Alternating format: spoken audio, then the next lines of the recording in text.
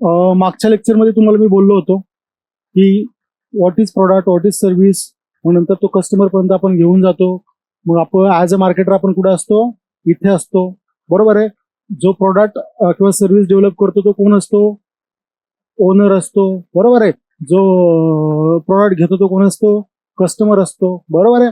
जर मला owner point of view विचार करायचा म्हटलं, ऍज अ मार्केटर मला मार्केटिंग पॉईंट ऑफ व्ह्यू पण विचार करायला लागतो, कस्टमर पॉईंट ऑफ व्ह्यू पण विचार करायला लागतो, मला ओनर पॉईंट ऑफ व्ह्यू पण काय करायला लागतो? विचार करायला लागतो. जर मला ओनर पॉईंट ऑफ व्ह्यू विचार करायचं म्हटलं तर मला 7 P's ऑफ मार्केटिंग माहिती पाहिजे. जर मला कस्टमर पॉईंट ऑफ व्ह्यू विचार करायचं म्हटलं तर मला मार्केटिंग फनल नावाची कन्सेप्ट काय पाहिजे? माहिती पाहिजे. आता त्याच्यातले आपण अगोदर बघूया 7 P's ऑफ मार्केटिंग. आलं लक्षामध्ये? What is 7 P's of marketing? जर आपल्याला एखादा प्रॉडक्ट, एखादी सर्व्हिस मार्केटमध्ये लॉन्च करायची आहे तर मला अगोदर 7 P's काय करायला लागतो? स्टडी करायला. आलं लक्षामध्ये? आता ते 7 P's कोणते? आपण काय करूया? एक एक्झाम्पल घेऊया आणि त्या एक्झाम्पलच्या बेसिसवर आपण काय करूया?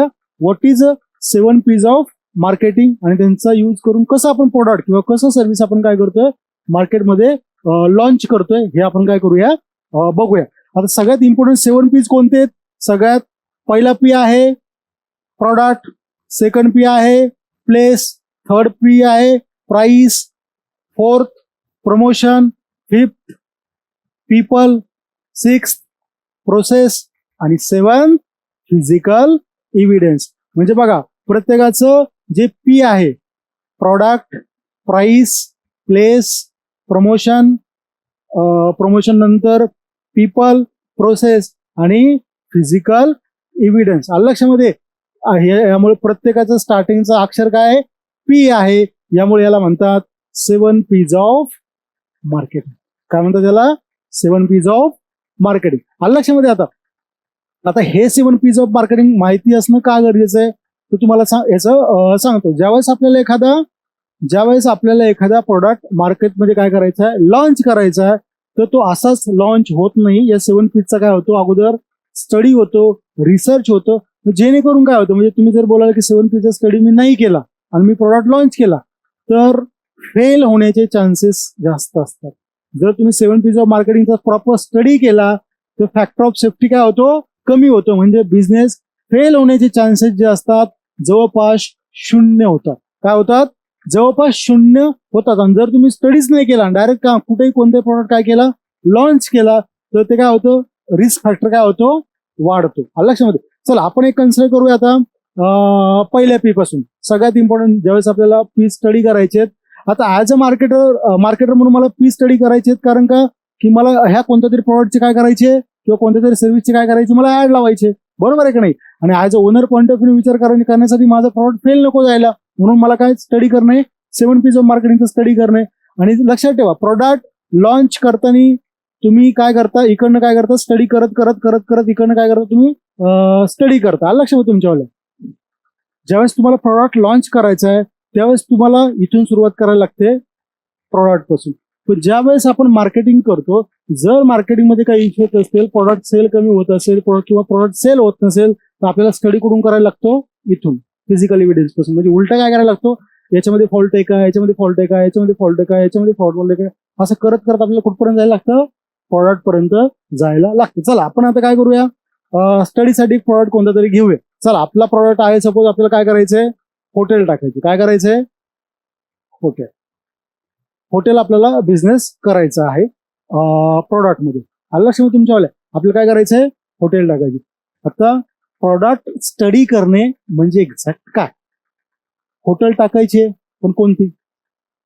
व्हेज हॉटेल टाकायची, नॉनव्हेज हॉटेल टाकायची, आपल्याला कॉन्टिनेंटल हॉटेल टाकायचे, आपल्याला चहाची फ्रँचायझी टाकायची, आपल्याला मिसळ हाऊस टाकायचं आहे. एक्झॅक्टली आपल्याला करायचं काय? नाही नुसतं हॉटेल टाकायची चालेल असं अजिबात नाही. आपल्याला स्पेसिफिक आपला काय ठरवून घ्यायला लागेल? अगोदर प्रॉडक्ट ठरवून घ्यायला लागेल. कारण प्रत्येकाचं कस्टमर काय आहे? वेगळं आहे. व्हेजचा कस्टमर कोणता आहे? वेगळा आहे. नॉनव्हेजचा कस्टमर कोणता आहे? वेगळा आहे. मिसळचा कस्टमर कोणता आहे? नाही का, ज्याला छोटीशी भूक असते किंवा बघा जर तुम्ही मॅक्झिमम टाइम स्टडी केला असेल तर मिसळ हाऊस हे कधी पण कुठे असतात? हायवेवर असतात. कुठे असतात? ते नॉर्मली हायवेवर असतात. लक्षामध्ये? चला आपण काय केलं आता, हॉटेल टाकायची. हॉटेलमध्ये मी ठरवलं आता मला काय करायचंय, मिसळ हाऊस टाकायचं. काय टाकायचंय, मिसळ हाऊस. माझा प्रॉडक्ट काय झालेला आहे, ठरलेला आहे. मला काय करायचं आता, पहिला पी माझा स्टडी झालाय. स्टडी केला ना मी ऍक्च्युली, कोणतं हॉटेल टाकायचं, कसं टाकायचं, कुठं टाकायचं, व्हेज टाकायचं, नॉन व्हेज टाकायचं. हा स्टडी करणे म्हणजे कशाचं स्टडी करणे, तुमच्या प्रॉडक्टचं काय करणे, स्टडी करणे. आलं लक्षामध्ये. तर मी स्टडी केलं आणि मी स्टडी करून बोललो की मला काय करायचं आता, मिसळ हाऊस टाकायचा आहे. चलो आता सेकंड पी जो आहे, प्लेस. बरोबर आहे, मिसळ हाऊस टाकायचं आहे, पण त्याची प्लेस कुठं असणार आहे.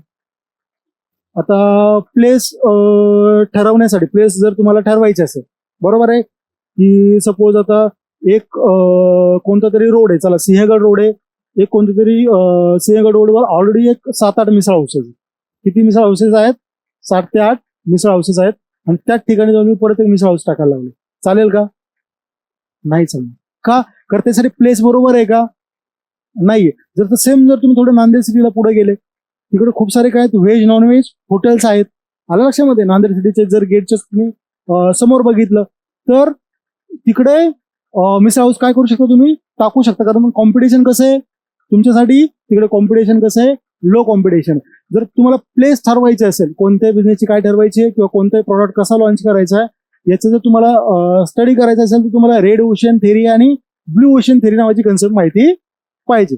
आता हे सांगण्याच्या पूर्वी मी जस्ट एक शॉर्टकट मध्ये तुम्हाला सांगतो, what is red ocean theory आणि what is blue ocean theory. कोणती, what is red ocean theory, red ocean, ocean म्हणजे काय, समुद्र, आणि what is red ocean theory आणि ब्ल्यू ओशन थेरी. बरोबर आहे. कोणते प्रोडक्ट लॉन्च करण्याच्या अगोदर तुम्ही या दोन थेरी काय पाहिजे तुम्हाला माहिती पाहिजे. रेड ओशन थेरी म्हणजे काय, सपोज आता एक समुद्र किनारा आहे. कोणता आहे, समुद्र किनारा आहे. समुद्र किनाऱ्यावर 10 ऑलरेडी आईस्क्रीमचे दुकान आहेत. काय, आईस्क्रीमचे शॉप्स आहेत नाही का, ते गाडे वगैरे उभा असतात, आणि मी तिथं 11वा शॉप टाकतो, तर चालण्याचे चान्सेस कमी आहेत का जास्त आहेत, बाय डिफॉल्ट कसे आहेत, कमी आहेत. लक्षामध्ये, म्हणजे रेड ओशन म्हणजे काय, ऑलरेडी मार्केट रेड आहे आणि त्यामध्येच मी परत काय करायला लागलो, माझा प्रोडक्ट लॉन्च करायला लागलो. आलं लक्षात. पण जर त्याच जर समुद्र किनाऱ्यावर मी काय केलं, बोटिंगचा बिझनेस चालू केला, कारण बोट कोणीच वापरत नव्हतं तिकडे ना, बोटिंगचा बिझनेस कोणीच करत नव्हतं.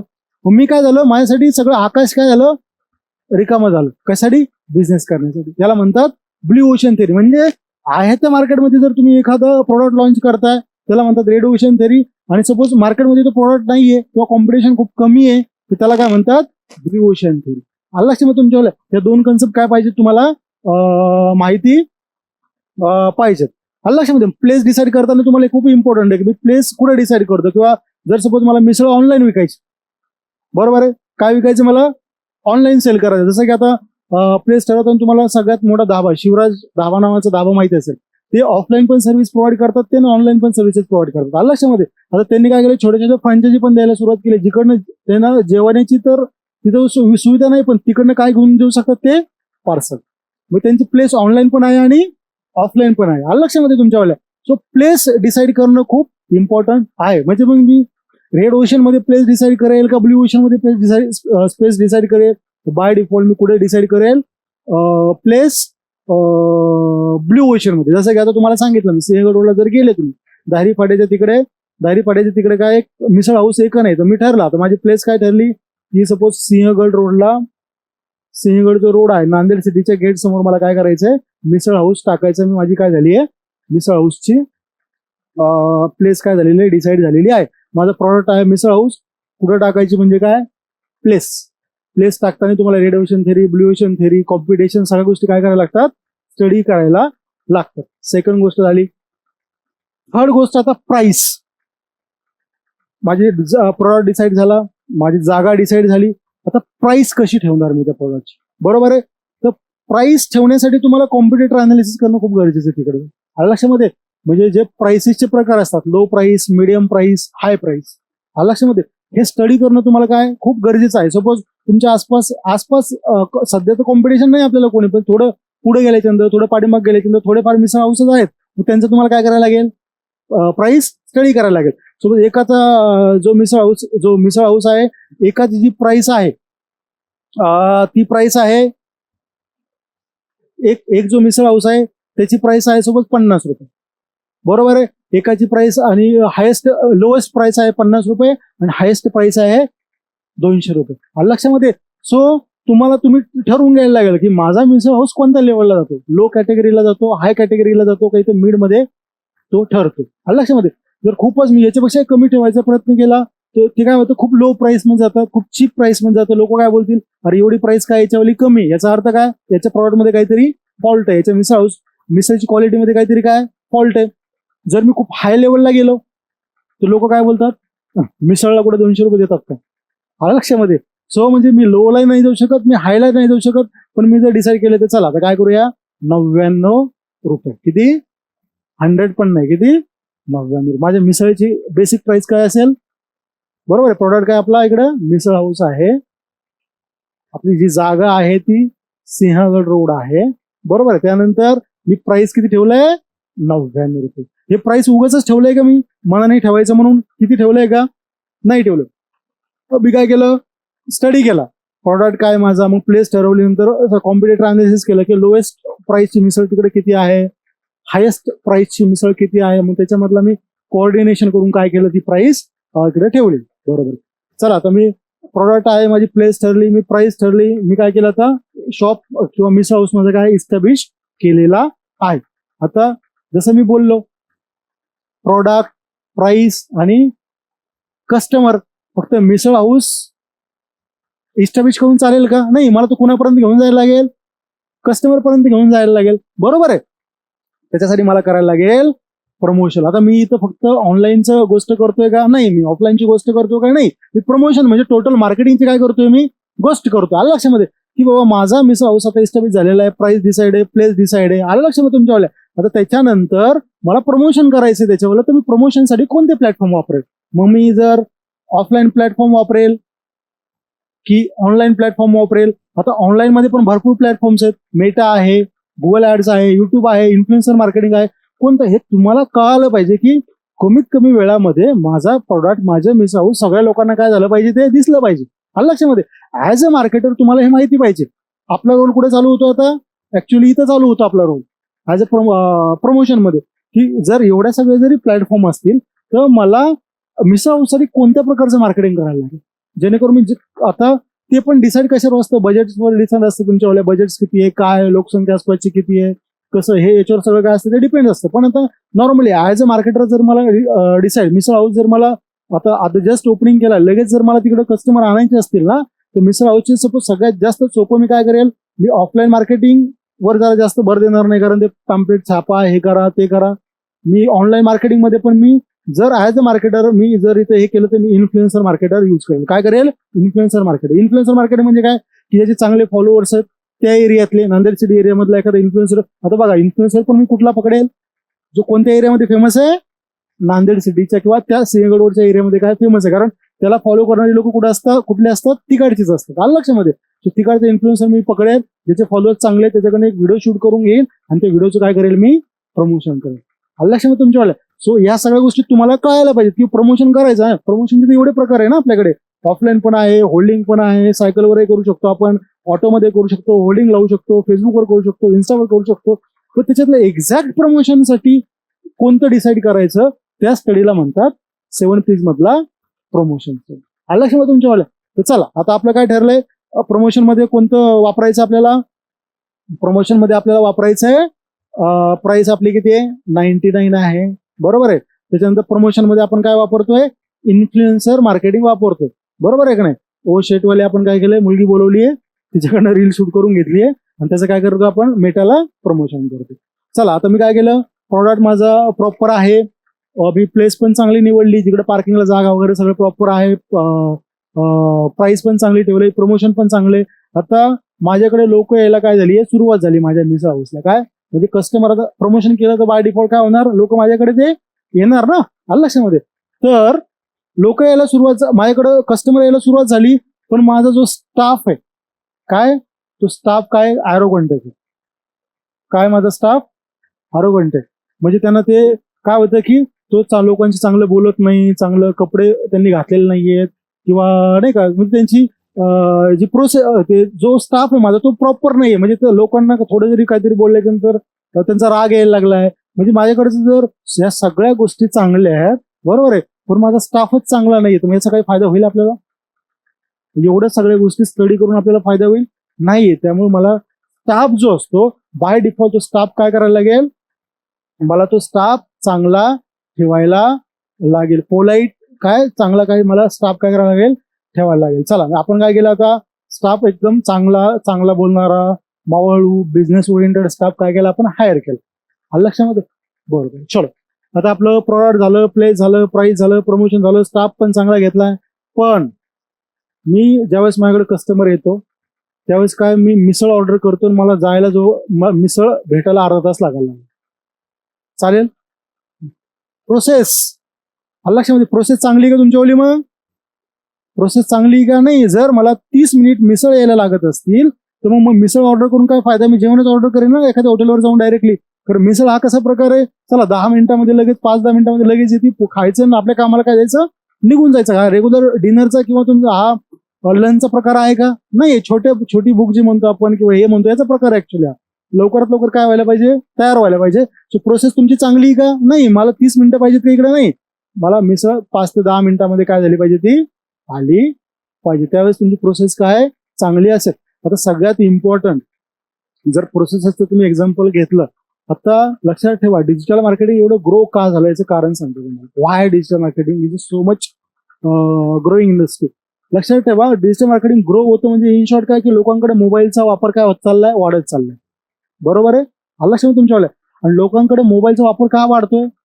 प्रोसेसनी. ज्यावेळेस तुम्ही अगोदर स्टार्टिंगला सपोज जायची मोबाईल घ्यायला, तर मग तुम्हाला तुमच्याकडे पैसे नसायचे, काही नसायचे. मग तुमचं लोन जरी प्रोसेस करायची म्हटली तर तुमचं आधार कार्ड, पॅन कार्ड, हे डॉक्युमेंट, ते डॉक्युमेंट, हा सिव्हिल, तो सिव्हिल, सगळे डॉक्युमेंट काय व्हायचे तुमच्याकडे, चेक व्हायचे. मग तुम्ही आज मोबाईल शॉपमध्ये जा बरं, तुम्हाला म्हणतात काहीच देऊ नको, फक्त तू काय कर, अंगठा दे आणि मोबाईल घेऊन निघून जा. लक्षामध्ये बाकीची प्रोसेस काय करून घेतात, ते करून घेतात. तेव्हा त्यांनी प्रोसेस काय केली, इझी केली. द सेकंड एक्झाम्पल तुम्हाला बोलायचं झालं, तुम्ही government bank, government office versus private bank बघा. जसं एचडीएफसी बघा, मी आणि एसबीआय बघा. एसबीआय मध्ये जर मला खातं ओपन करायचंय तर सांगायची गरज नाही, किती स्ट्रगल आहे. पण मी एचडीएफसी वाल्याला फोन केला, सर अकाउंट ओपन करायचंय, तो म्हणतो सर अकाउंट ओपन करायचंय हेच खूप इम्पॉर्टंट आहे माझ्यासाठी, तुम्ही तिथंच थांबा, मी घरी येऊन तुमचं काय करतो, अकाउंट ओपन करून देतो. लक्षात तुमच्यावाले. म्हणजे ही त्यांनी प्रोसेस काय करून ठेवली आहे, इझी करून ठेवली, जी प्रोसेस गव्हर्नमेंट बँकांना नाही जमली. लक्षामध्ये त्यांच्या स्टाफला ती नाही जमली, त्यामुळे एवढ्या प्रायव्हेट बँक काय झाल्या तेवढ्या वरती आलेल्या. लक्षामध्ये तुमच्यावाल्या. सो म्हणजे प्रोसेस पण चांगली आहे. आता चला माझं प्रोडक्ट चांगले, प्लेस चांगले, प्राइस चांगली, प्रमोशन चांगले, पीपल चांगले, प्रोसेसेस माझ्या चांगल्या आहेत, पण माझा फिजिकल एव्हिडन्सच बरोबर नाही. फिजिकल एव्हिडन्स म्हणजे काय की जी जागा आहे माझ्यावाली, काय जी जागा आहे, जी मिसळ हाऊसला मी टाकलेली तिथं पार्किंगलाच जागा नाही. कशाला जागा नाहीये, पार्किंगलाच जागा नाही. सपोज तुम्ही हायवेवर चालले, तुमच्याकडे बाय डिफॉल्ट काय असते, 4 व्हीलर असते. काय असते, 4 व्हीलर. पण त्या मिसळ हाऊसच्या समोर 4 व्हीलर पार्किंगला जागाच नाहीये. लक्षामध्ये. किंवा क्लीनलीनेस नाहीये, बेसिनची सुविधा नाहीये, वॉशरूमची सुविधा नाहीये. म्हणजे फिजिकली मिसळ टेस्ट किती जरी चांगले असले, माणसं किती जरी चांगले असले, प्रॉडक्ट किती जरी चांगला असले, पण मला तिथं प्लिझंट वाटत नाहीये, फिजिकल एव्हिडन्स तिकडचं चांगलं नाहीये, तर मी त्या ठिकाणी जाईल का? बाय डिफॉल्ट मी त्या ठिकाणी नाही जाणार. आलं लक्षामध्ये. त्यामुळे तुम्हाला प्रोडक्ट पासून तर फिजिकल एव्हिडन्स पर्यंत एखादा ब्रँड लॉन्च करताना, एखादा प्रोडक्ट लॉन्च करताना, एखादी सर्व्हिस लॉन्च करताना विचार करायचा असतो. लक्षामध्ये. सो हे 7 P's ऑफ मार्केटिंग मला काय माहिती पाहिजेत, याच्यासाठी माहिती पाहिजे. लक्षामध्ये. आता ऍज अ मार्केटर ज्यावेळेस आता नॉर्मली ॲज अ मार्केटर आपल्याकडे काम कुठे येतं, इथं काम येतं आपल्याकडे, बरोबर आहे. किंवा हे सगळं झाल्यानंतर आपल्याकडे शेवटी त्याने ऑलरेडी काय झालेलं असतं, मिसळ हाऊस टाकून बसलेला असतो तो, आणि त्याच्यानंतर आपल्याकडे तो सोशल मीडियाचं काम देतो किंवा एखादं काम देतो, बरोबर आहे. मग आता रिझल्ट आला तर चांगली गोष्ट आहे, that is not an issue. पण जर रिझल्ट येत नसेल तर पहिला प्रॉब्लेम कुठं असतो, फिजिकल एव्हिडन्स मध्ये. आता ऍज अ मार्केटर आपल्याला 7 P's ऑफ मार्केटिंग माहिती आहे. आपल्याकडे काम कधी येतं, सगळं झाल्याच्या नंतर आपल्याकडे कोणीतरी काय देतं, मिसळ हाऊस इच्छा झालाय बाबा, आम्हाला मिसळ हाऊसचं काय करायचं, आम्हाला आता मार्केटिंग करायचं, बरोबर आहे की नाही. मग आपल्याकडे काम येतं. म्हणजे रिझल्ट आला तर चांगली गोष्ट आहे, पण रिझल्ट जर नाही आला तर मग आपल्याला काय करायला लागतं, स्टडी करायला लागतो. बाबा फिजिकल एव्हिडन्स मध्ये काही प्रॉब्लेम आहे का, प्रोसेसेस मध्ये काही प्रॉब्लेम आहे का, पीपल मध्ये काही प्रॉब्लेम आहे का, प्रमोशन मध्ये काही प्रॉब्लेम आहे का, प्राइस मध्ये काही प्रॉब्लेम आहे का, प्लेस मध्ये काही प्रॉब्लेम आहे का, प्रॉडक्ट मध्येच प्रॉब्लेम आहे. म्हणजे एक टॅकल करत कुठपर्यंत जायला लागतं आपल्याला, प्रॉडक्ट पर्यंत जायला लागतं. जर प्रोसेसमध्ये प्रॉब्लेम असेल तर प्रोसेस आपण इम्प्रूव्ह करू शकतो. फिजिकल मध्ये असेल तर तो इम्प्रूव्ह करू शकतो. पीपल असेल तर आपण चेंज करू शकतो. प्रमोशनची आपण स्ट्रॅटेजी चेंज करू शकतो. आज मेटा केलंय, उद्या गुगल ऍड्स करा, परवा ऑफलाईन करा, त्यानंतर इन्फ्लुएन्सर करा. काही ना काही करून आपण इथे रिझल्ट काढू शकतो. प्राइस जर जास्त वाटतं तर मग चला 89 ठेवून बघूया. काही ऑफर्स वगैरे लावू शकतो आपण जर इथं आपल्याला डिटेक्ट झाला इश्यू तर. आता प्लेसला आणि प्रॉडक्टला आपण काही जास्त काय करू शकत नाही, आलं लक्षामध्ये. पण जर हे सगळे इश्यूज जर असतील तर आपल्याला ते काय करायला लागतात, सॉल्व्ह करायला लागतं, आलं लक्षामध्ये. तर अशा प्रकारे आपण आता ओनर पॉइंट ऑफ व्ह्यू ने विचार केला आणि त्याच्यामध्ये आपण काय बघितलं, 7 P's ऑफ मार्केटिंग.